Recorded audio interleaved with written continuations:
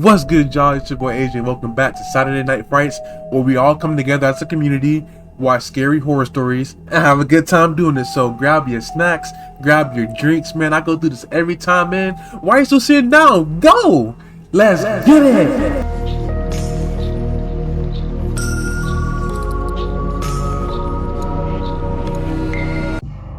True snowstorm stories.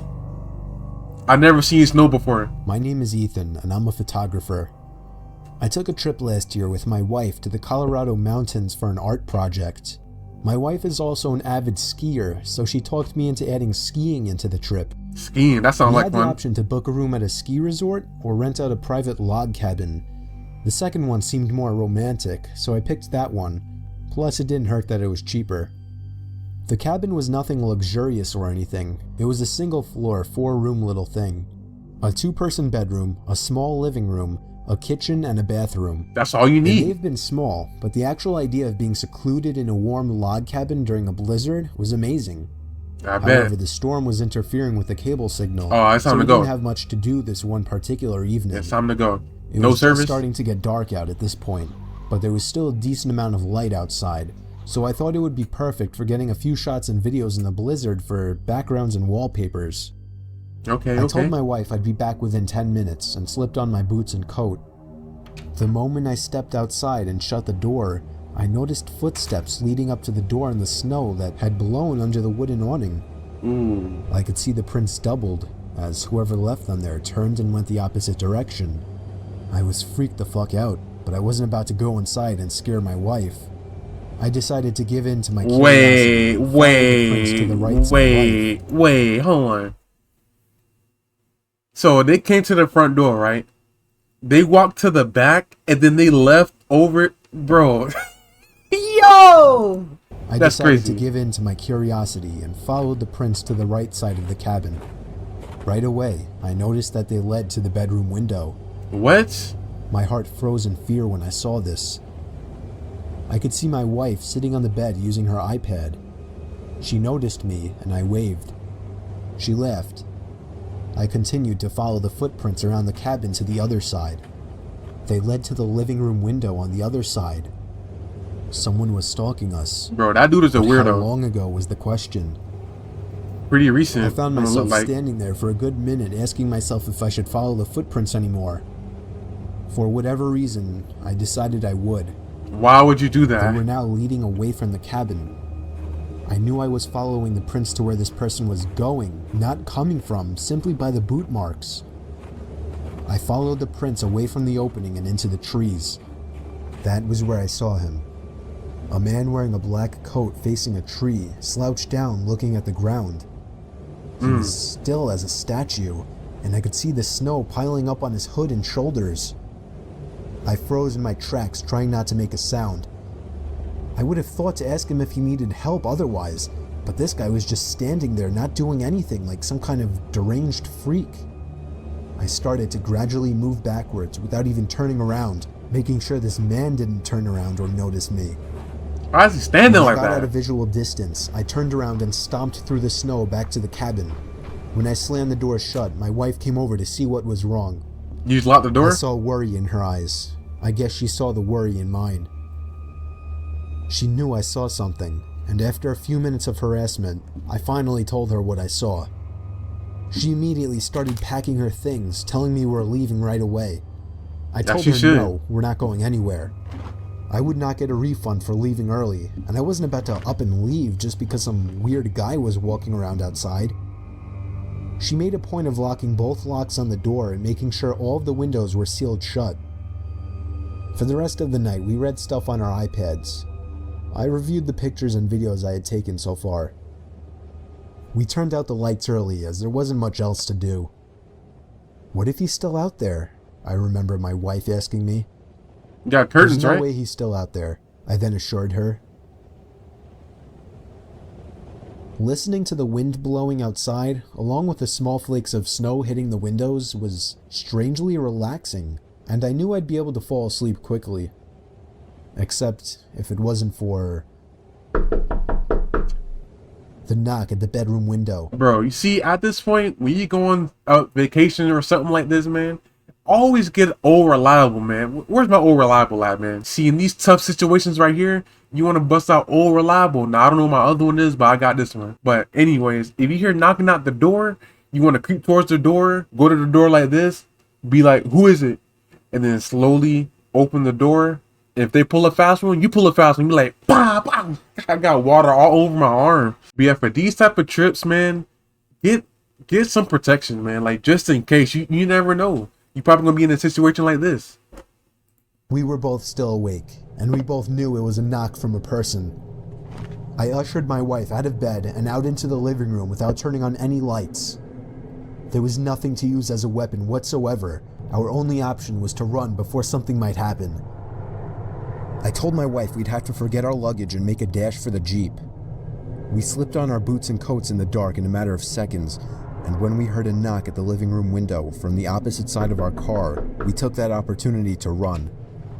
I pressed the unlock button, so grateful I chose to have remote locks on my Wrangler, and we hopped in. The car started with ease, and as soon as the headlights flashed on, the man was standing facing the log cabin on our side now. Bro, why is he standing like that? Not a window, just facing the wall of the cabin in the same position I had seen him in earlier, as if he were hiding his face. We drove to the nearby ski resort without much trouble in the Jeep. We stayed there for the night and went back the next day to the log cabin to collect our things we left behind. He wasn't there. Was he inside? Still many questions, but always get an old reliable. Scary Ouija board horror stories. Nah, I don't like Ouija boards, so Ever since I stay away. We've always had one of those old vintage Parker Brother Ouija boards sitting in our closet collecting dust. Of course you do. When I was a kid, I always wondered what it was. From the box, it seemed like a horrible board game, until one day I found out what a Ouija board really is, and immediately dug it out of the closet. I insisted on my brother trying it out with me, and eventually got him to play along. We put our hands on the planchette, and I began asking the typical cliche questions like, is there anybody there? And can you answer me? Other than my brother jokingly moving the planchette around to imitate an answer from some kind of entity, there was no real response. After getting bored, we put the game back in the box. I did a little research that night to find out how to make Ouija boards work. Many people said online that the most ideal environment when using a Ouija board is in a dark room only lit by candles. So when my parents weren't home, I managed to gather like 6 or 7 candles. Of course you did. Convinced my brother to try it one more time. I lit the candles and set them around the table in the dining room with all the lights out. We tried one more time. I asked again if there was anybody there. The planchette began to move. I told my brother to stop moving it, but he swore he wasn't. I told him to move his hand away, and he did. It kept moving. My brother thought I was messing with him, but I didn't pay attention. The planchette landed on the word yes. I was only 9, so I was legitimately shitting myself. My older brother had to take over. He asked the question, "Are you a good spirit?" There was a 5-second pause before my brother's hand moved along with the planchette to the word Oh, it's over for y'all. We both looked at each other, and at this point, I ran to my room and shut the door behind me. You can't do that. He continued on with the so-called game. I heard his muffled voice come from down in the dining room, when all of a sudden I heard him screaming at the top of his lungs. What? I ran back downstairs to see what was wrong. He was holding up his shirt, revealing a small open wound that almost looked like a claw mark. He told me to set the fireplace immediately, and I obeyed. He threw the thing in the fireplace and told me to never speak of what happened to anybody. Y'all didn't end the game. We have never used a Ouija board since.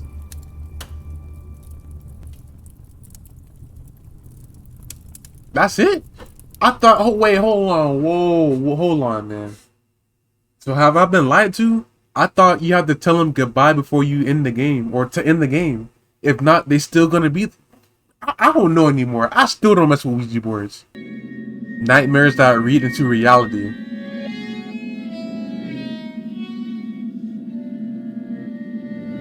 I was having a horrifying dream, possibly the most disturbing nightmare of my life. I was in my house, or the closest thing to my house that my dream could produce. Ironically enough, I was in bed in this dream, or at least I can only start remembering past the point of my lying in bed, and all of a sudden, Oh, the sound came from downstairs. I walked downstairs in the dark, not turning on any lights, to where I thought the sound was coming from. I was on my middle floor now. The dream was telling me to go downstairs to my laundry room, and so I did. But as I got there, expecting the noise to be louder and closer, it sounded like it was just as far as before. what's that noise? Now I was going upstairs to the kitchen, and it's strange. Outside of every window was complete blackness, not general nighttime darkness. You probably There lucid was dreaming. nothingness. I think all that existed in this dream was my house. Now my dream started to suggest that the banging sounds were coming from upstairs, so I went back upstairs and was eventually led to the attic door. Bro, It they was slammed the surely freak beyond out of that door. I opened it. There was an old woman standing by a bunch of boxes. She was slowly but loudly slamming her hand on one of the boxes, producing an unnatural sound. Really? It sounded like a door I closing. tried to quietly step back away from the attic, but the old woman turned around, opened her mouth twice as wide as anyone humanly could, reached out her arms, began to scream, and leaped toward me. Oh! That's when I woke up. I thought it was just a horrific dream, but when I heard a bang coming from downstairs, a bang similar to what I heard in my dream, I felt my heart completely drop. On my way downstairs, there was another bang. It was the front door. Front door? I got the butcher knife from Good. my knife holder in the kitchen and crouched behind the door. I was waiting for the next time he would pound on the door and I would warn him to go away. I waited for a good minute in silence and finally decided to take a quick look through the window. There was somebody standing in my driveway. I couldn't tell if he was facing me or looking at me or not, but he was surely the one who was pounding on my door at 4 in the morning. Nah. He walked away down the sidewalk moments after he must have noticed me. The pounding on my door was the kind of pounding you would expect from someone trying to break in a door, not to get a house owner's attention. I thought it was just crazy and horrifying that the pounding and banging from this potential robber or killer didn't wake me up, rather became the key point to a horrifying dream. That's very, very trippy, man. Very, very trippy. True camping stories.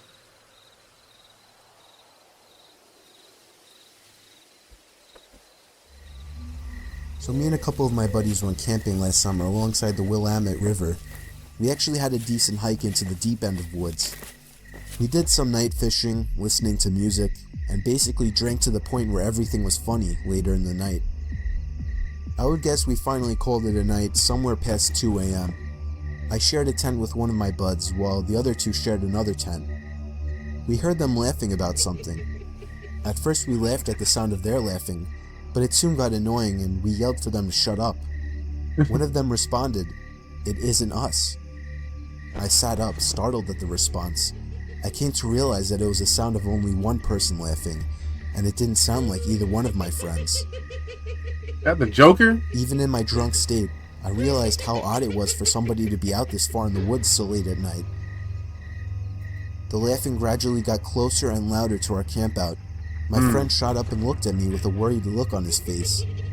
I heard my other friends scream over to us that they were getting freaked out.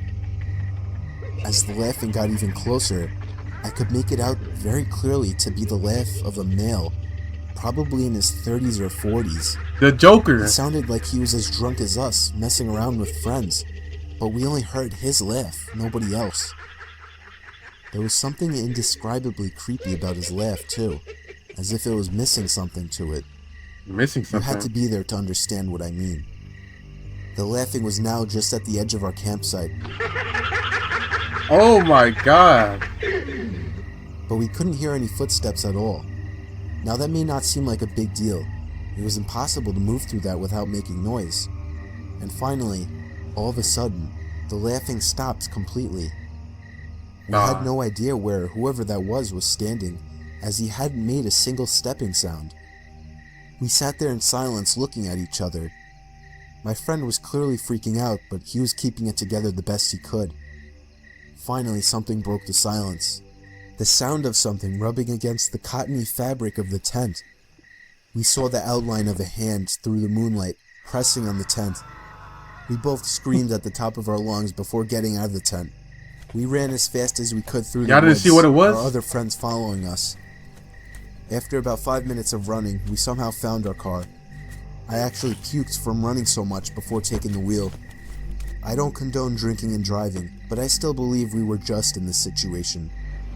By far the most horrific experience of my life. No idea who or what the hell that was, or what they wanted. Man, look, this is why I don't go camping, man. Cause look, you're nothing but a soft, thin tent, nothing else. Like, bro, something can come along and just rip that apart, like immediately. Like, this is why I don't go camping. I probably never will. Night shift stories, 7-Eleven? It was 2 years ago. I was called in to do the night shift, 10 p.m. to 4 a.m. at 7-Eleven, since somebody called out. The store was located on a busy road in a rather quiet and rural area. During the night shift, you could expect anywhere from 10 to 20 people come in to buy a beer or something else. This one particular night, there was this one guy, mid-20s, that came in. He started making weird noises, like loud yelling noises. I assumed he had some kind of mental disability. In fact, my brother has a mental disability, so I immediately felt sympathy for the guy. He walked up to the counter without any items, with his head facing me, but his eyes were looking up at the ceiling. I felt uncomfortable. I honestly didn't know how to deal with it. I tried speaking with him, but he only responded in loud noises. I kept checking if he was with someone outside, but he was alone. There weren't any cars in the parking lot, so I assumed he walked. He stood there for so long, looking up at the ceiling and making noises, that I tried to get him out by handing him a bag of chips and telling him he can go. I tried finding some kind of number to call for someone to help him. Then, out of nowhere, he finally turned around and walked out of the store. I felt so horrible for the man, but at the same time, I felt a bit creeped out. About an hour later, the phone on the counter rang. I picked up to hear the familiar yelling sounds of the man from He has a phone? It caught me off guard. I didn't know what to think, other than this has to be some kind of prank. I hung up on them and was now becoming paranoid of my surroundings, constantly checking the outside through the windows. Come 4 o'clock, the person working after me came in, finally allowing for me to go home. It wasn't my problem anymore. I got home and threw all my stuff on the table, ready to get to sleep. But my phone rang within a minute after entering the door. Of course it did. I felt a chill run down my spine. Why would someone be calling at 4 a.m.? I could only imagine it was bad news. I braced myself and picked up the phone to hear the man again. Bro, that scheme is funny. I felt sick to my stomach as I listened to the loud noises he made. I struggled to slam the phone to the receiver. All night, I felt like I was being watched, even with all the blinds shut. And I could swear I heard strange noises coming from all over my house. I refused to get any sleep until the sun came up. Weeks passed and I had forgotten about the incident until one day, when going into the basement for the first time in a while, I found that papers had been scattered all over the floor. What? And when I went into the basement closet, I found writing on the walls. 7-Eleven had been written in Sharpie on the wall, along with the address to the 7-Eleven I worked at and my house address. The most disturbing part, I also found various kitchen knives, along with a large pocket knife sitting in the closet. Oh. Which started out as seemingly just an innocent person, turning into something of a prank, ultimately turned into something much more horrifying. That dude's a psycho. He had been living down there for God knows how long, and I'm just grateful that, for whatever reason, he changed his mind and left, because I haven't seen or heard from him since. All I can say is that man is dangerously ill. Yeah, he definitely is. Oh, the missing lighthouse keepers. That audio's lethal. There was once an isolated island off the coast of Scotland where 3 lighthouse keepers lived and were responsible for keeping the building intact.